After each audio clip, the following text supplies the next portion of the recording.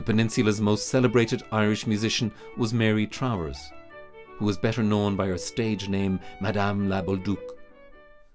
Born to an Acadian mother and an Irish father in 1894, Travers grew up in the fishing town of Newport and learned to play the fiddle and harmonica as a child.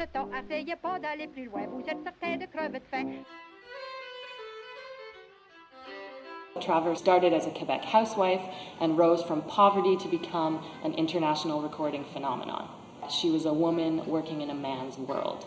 And at this time, the music industry, and especially the Irish music recording industry, was almost exclusively male-dominated. She was way ahead of her time. As a woman working as a musician today, we're often faced with some of the same challenges almost a century later. So La Bolduc continues to be an inspiration to us all.